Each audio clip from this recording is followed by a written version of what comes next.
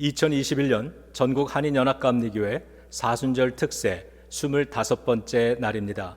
3월 17일 말씀을 전할 워싱턴 제1연합감리교회 정성호 목사입니다. 오늘 우리에게 주시는 하나님의 말씀은 이사야서 54장 1절부터 10절의 말씀입니다. 기쁨의 언덕으로 묵상집을 따라서 읽겠습니다. 임신하지 못하고 아기를 낳지 못한 너는 노래하여라. 해산의 고통을 겪어본 적이 없는 너는 환성을 올리며 소리를 높여라. 아이를 못 낳아 버림받은 여인이 남편과 함께 사는 여인보다 더 많은 자녀를 볼 것이다. 주께서 하신 말씀이다. 너의 장막터를 넓혀라. 장막의 휘장을 아끼지 말고 펴라. 너의 장막줄을 길게 늘이고 말뚝을 단단히 박아라. 내가 좌우로 퍼져나가고 너의 자손이 이방 나라들을 차지할 것이며 황폐한 성읍들마다 주민들이 가득할 것이다. 두려워하지 말아라. 내가 이제는 수치를 당하지 않을 것이다. 당황하지 말아라. 내가 부끄러움을 당하는 일이 없을 것이다.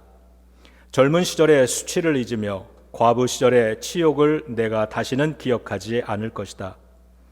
너를 지으신 분께서 너의 남편이 되실 것이다. 그분의 이름은 만군의 주님이시다. 너를 구속하신 분은 이스라엘의 거룩하신 하나님이시다. 그분은 온 세상의 하나님으로 불릴 것이다. 버림을 받아서 마음이 아픈 너를 주께서 부르신다. 젊은 나이에 아내가 되었다가 버림받은 너를 주께서 부르신다. 너의 하나님께서 하신 말씀이시다. 내가 잠시 너를 버렸으나 큰 긍휼로 너를 다시 불러드리겠다. 분노가 북받쳐서 나의 얼굴을 너에게서 잠시 가렸으나 나의 영원한 사랑으로 너에게 긍휼을 베풀겠다. 너의 속량자인 나 주의 말이다. 노아 때에 다시는 땅을 홍수로 멸망시키지 않겠다고 내가 약속하였다. 이제 나는 너에게 노하지 않겠다고 약속한다. 너를 꾸짖거나 벌하지 않겠다.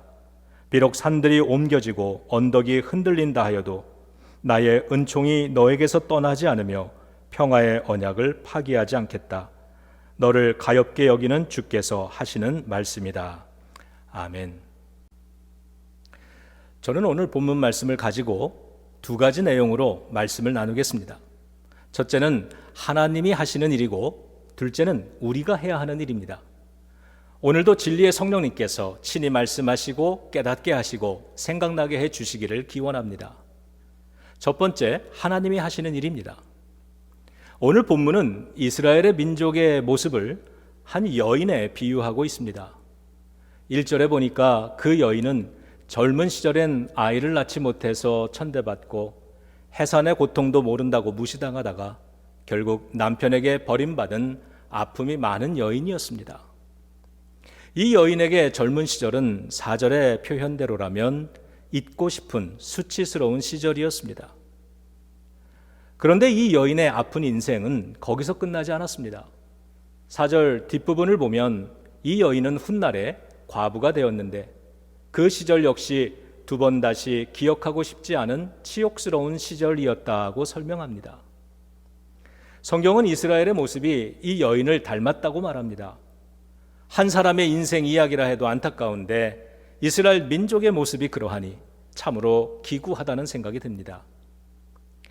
이스라엘이 그토록 잊고 싶어하는 수치스러운 젊은 시절이란 430년 동안 이집트에서 종살이했던 시절이고요. 과부 시절이란 70년 동안 바벨론의 포로로 끌려가 있는 현재를 뜻합니다. 이 두 역사는 이스라엘에게 있어서 가장 어둡고 고통스럽고 부끄러운 역사였습니다. 그런데 흥미로운 건 성경이 현재의 역사를 기록하면서 과부 시절이라고 표현하고 있다는 겁니다.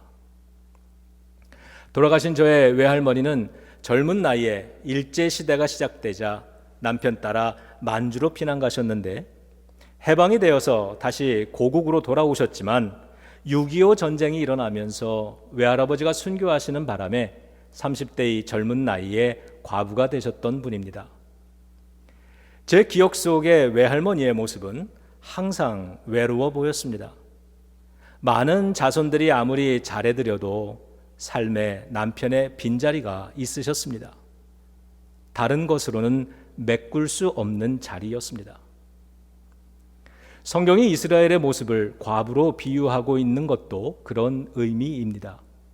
남편 되시는 하나님을 잃어버려서 그들의 역사에는 메꿀 수 없는 빈자리가 생겼던 것입니다. 그리고 그 빈자리에는 어김없이 고통이 스며들었는데 그것이 바벨론이었습니다. 우리와 우리 자손들의 인생에서는 하나님을 잃어버리는 순간이 없기를 주님의 이름으로 축원합니다. 다행스럽게도 본문의 이야기는 여기서 끝나지 않았습니다. 정죄받은 스토리, 실패한 삶에 대한 넋두리와 신세한탄의 스토리로 끝날 뻔했던 이스라엘에게 하나님은 은혜를 베풀기 시작하셨습니다. 반전이 일어납니다. 그래서 저는 우리 믿음의 인생에도 하나님이 만들어주시는 반전이 있다고 믿습니다. 자, 4절을 함께 읽겠습니다. 두려워하지 말아라. 내가 이제는 수치를 당하지 않을 것이다. 당황하지 말아라. 내가 부끄러움을 당하는 일이 없을 것이다. 젊은 시절의 수치를 잊으며 과부 시절의 치욕을 내가 다시는 기억하지 않을 것이다. 아멘. 4절은 이스라엘 역사의 가장 어둡고 고통스러운 이야기와 가장 밝고 소망적인 하나님 은혜의 이야기를 동시에 담고 있습니다. 가장 어려울 때 가장 큰 하나님의 은혜를 보았다는 것입니다. 여러분의 인생에도 수많은 4절의 기록들이 있으실 줄로 압니다. 가장 어두운 시절을 되돌아보면 거기엔 항상 하나님의 은혜의 이야기도 담겨져 있을 것입니다. 그래서 여러분 인생의 4절은 하나님의 은혜가 아니면 설명될 수 없는 이야기입니다. 그것을 알기에 오늘 이 아침에도 하나님의 은혜를 붙들고자 예배의 자리로 나오신 줄로 믿습니다. 하나님은 이스라엘 민족에게 너희의 고통과 수욕을 잊게 해주겠다, 다시는 기억나지 않게 해주겠다고 약속하시는데 그건 원문에 보면 치유해주겠다, 이겨내게 해주겠다는 뜻입니다. 포로 생활에 매여 있던 이스라엘 민족에게 들려졌던 그 음성은 사망에 매여 무덤 속에 있던 나사로에게는 무덤에서 나오라, 풀어놓아 다니게 하라는 예수님의 음성으로 들려졌고, 오늘 우리들을 향해서는 특세의 주제인 솟아오르라, rise up으로 들려지는 것입니다. 우리와 우리 자녀들과 우리가 사랑하는 교회들에도 하나님이 만들어주시는 이겨냄의 역사, 솟아오름의 역사, 생명의 역사가 있기를 우리 주 예수 그리스도의 이름으로 축원합니다. 그것을 위해 하나님께서 하시는 일 3가지가 5절부터 8절에 기록이 되어 있습니다. 우리가 이겨낼 뿐 아니라 솟아오를 수 있는 이유들입니다. 자, 5절을 같이 읽겠습니다. 너를 지으신 분께서 너의 남편이 되실 것이다. 그분의 이름은 만군의 주님이시다. 너를 구속하신 분은 이스라엘의 거룩하신 하나님이시다. 그분은 온 세상의 하나님으로 불릴 것이다. 아멘. 이겨냄이 가능한 첫 번째 이유는 하나님이 남편 되어 주시기 때문입니다. 남편이 없어서 고통을 당하고 있는 이스라엘입니다. 남편을 영원히 잃어버린 줄 알았는데 그런 이스라엘에게 하나님은 다시 남편이 되어 주시겠다 하십니다. 이제 만물의 주인이신 하나님, 거룩하신 구속자 하나님이 남편이 되어 주십니다. 그러므로 이제부터는 혼자가 아닌 것입니다. 하나님이 함께 하시기 때문에 고통스러운 역사를 이겨낼 수 있게 되었습니다. 우리에게도 하나님을 회복하는 것이 모든 이겨냄과 솟아오름의 출발이 되는 줄로 믿습니다. 6절과 7절 읽겠습니다. 버림을 받아서 마음이 아픈 너를 주께서 부르신다. 젊은 나이에 아내가 되었다가 버림받은 너를 주께서 부르신다. 너의 하나님께서 하신 말씀이시다. 아멘. 이겨냄이 가능한 이유 2번째는 하나님이 다시 불러주시기 때문입니다.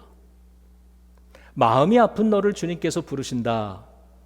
하나님을 잃어버린 사람의 마음은 아픕니다. 그런 교회는 아픕니다. 그런 역사는 아픕니다.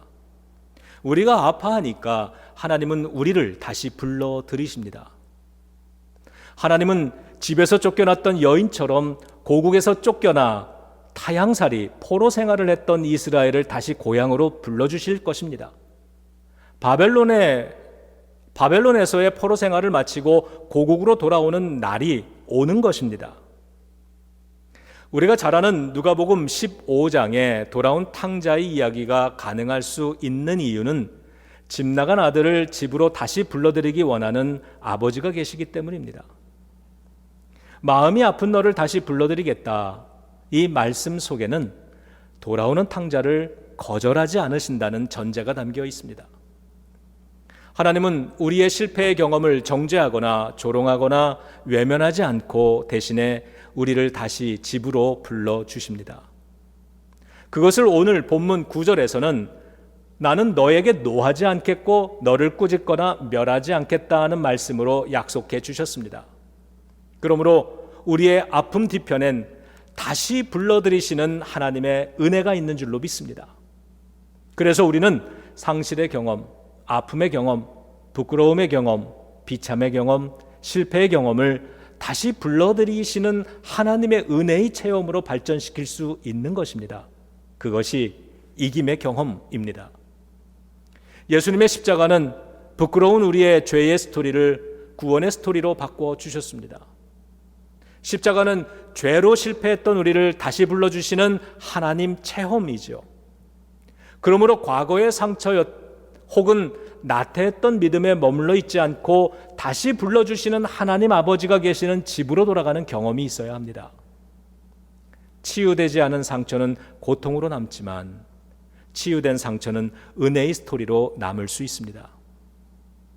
하나님의 치유의 경험이 없는 상처는 원망으로 남지만 하나님이 주시는 회복의 경험이 있는 상처는 간증으로 남을 수 있습니다. 그러므로 때로는 상처를 받지 않는 것보다 중요한 건 받은 상처에 하나님의 은혜를 담아 성숙됨의 기회로 만드는 것이죠. 인생에는요, 기도하지 않고는 감당할 수 없어서 엎드려 기도할 수밖에 없는 일들이 있죠.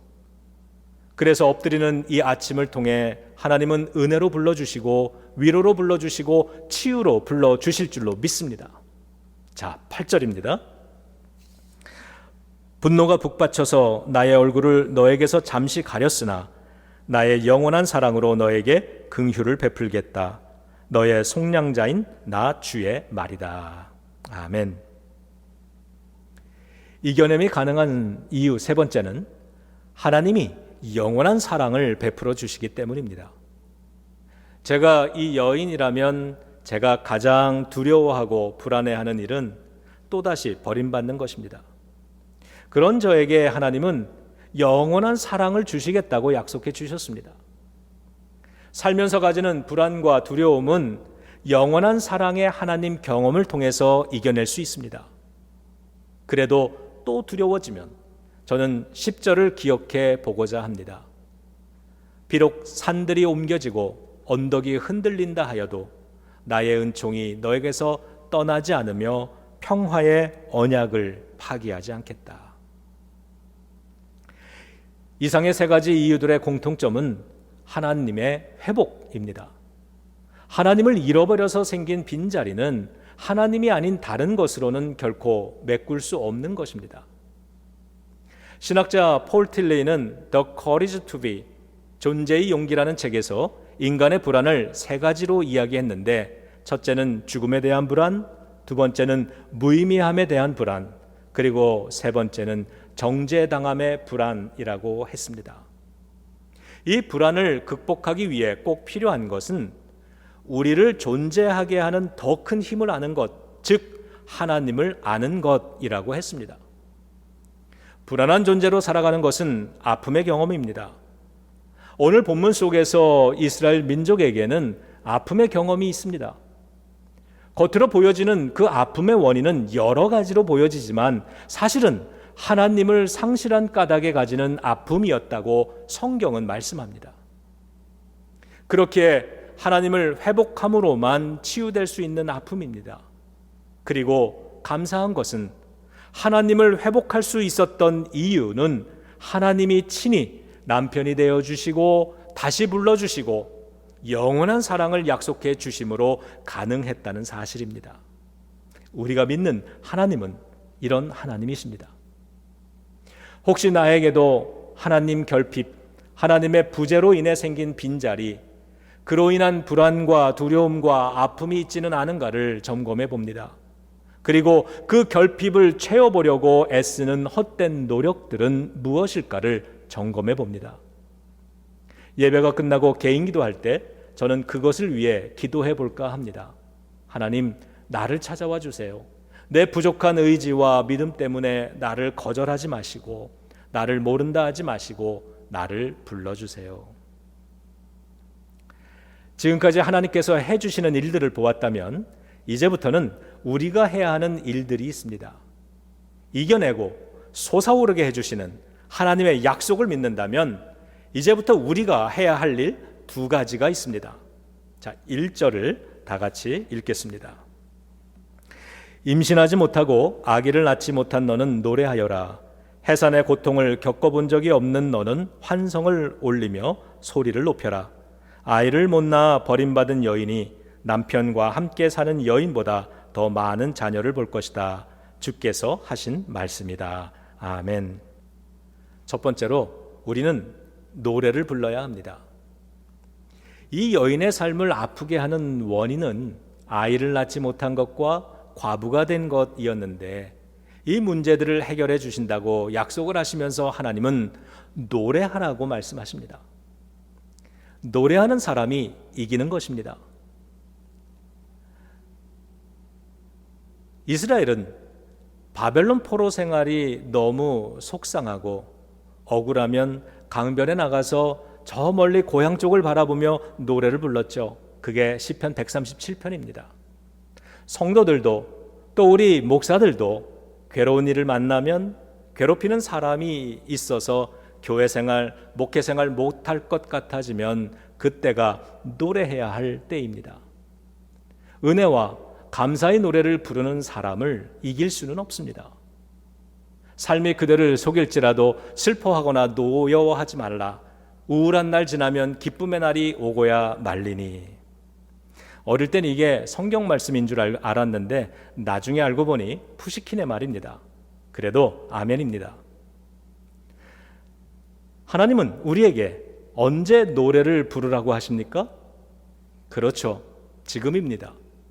아직은 문제가 해결된 것은 아니었고 아직 자녀를 주신 것은 아닙니다. 다만 하나님의 약속만 있을 뿐입니다.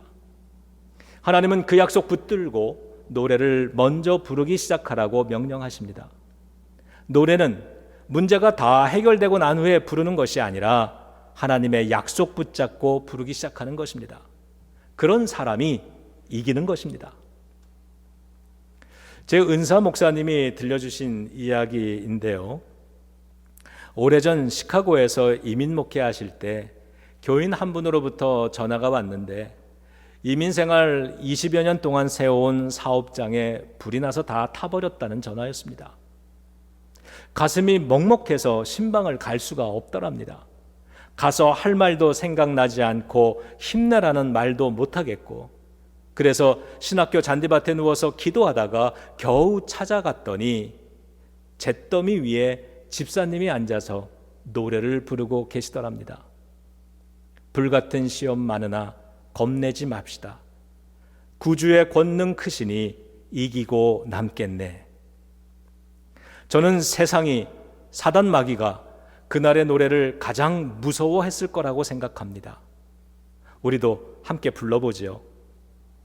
불같은 시험 많으나 겁내지 맙시다. 구주의 권능 크시니 이기고 남겠네. 아멘. 문제의 해결은 하나님의 약속이 주어진 때부터 시작된 것입니다. 그러므로 오늘 이 아침이 노래를 시작할 가장 적합한 때라고 믿습니다. 오늘 하나님의 약속의 말씀을 붙들고 노래 부르는 아침이 되시기를 주님의 이름으로 축원합니다. 자, 2절을 읽겠습니다. 너희 장막터를 넓혀라. 장막의 휘장을 아끼지 말고 펴라. 너의 장막줄을 길게 늘이고 말뚝을 단단히 박아라. 아멘. 두 번째로 우리는 장막의 터를 넓혀야 합니다. 앞으로 하나님께서 그 장막에 채워주실 많은 자녀들을 생각하면서 지금부터 장막의 천을 아끼지 말고 장막의 줄을 길게 늘어뜨리고 말뚝을 단단히 박으면서 하나님의 축복의 때를 준비해야 합니다. 하나님께 예배하는 시간이 아깝다고 말하지 말고 성경 읽고 기도하기에 시간이 부족하다 말하지 말고 하나님께 드리는 예물과 헌신에 인색하지 말아야 합니다. 그런 건 장막의 터를 넓히는 기쁨과 소망을 모르는 사람들이 하는 일입니다.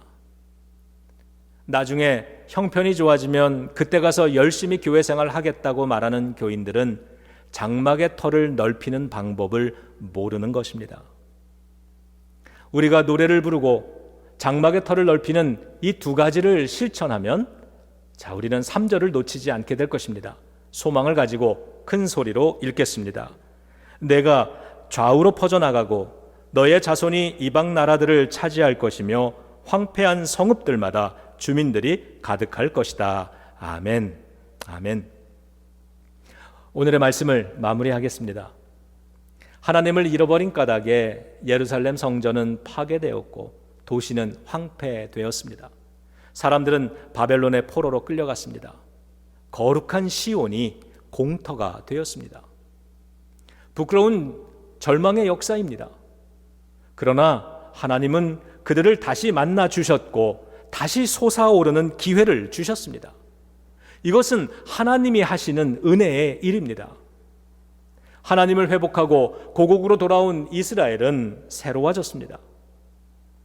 돌아와서 예루살렘 성전을 다시 재건하고 그 이후로 그들은 오래된 고질적인 문제였던 우상 섬김을 끝냈습니다. Rise up, 솟아오른 것입니다.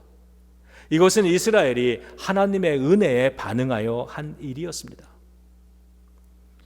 사랑하는 성도 여러분, 사랑하는 믿음의 가족 여러분, 하나님의 약속은 이렇듯 반드시 이루어집니다. 우리 삶의 진정한 이김은 다 성취된 이후에 시작되는 것이 아니라 하나님의 약속이 선포된 지금부터 시작되는 것입니다. 이 약속을 붙잡았다면 여전히 코로나 팬데믹이 끝나지 않은 지금부터 솟아오름을 선포하고 예전처럼 예배와 기도와 말씀과 섬김의 삶을 다시 시작해야 합니다. 우리가 그 모습을 보여드리면 하나님은 너희 교회가 노래를 부르고 있구나, 너희가 장막터를 넓히고 있구나 말씀해 주실 줄로 믿습니다. 마지막 10절을 읽어드리고 마치겠습니다. 비록 산들이 옮겨지고 언덕이 흔들린다 하여도 나의 은총이 너에게서 떠나지 않으며 평화의 언약을 파기하지 않겠다. 아멘. 하나님의 이 약속을 가슴에 품고 오늘도 주 안에서 승리하시기를 우리 주 예수 그리스도의 이름으로 축원합니다.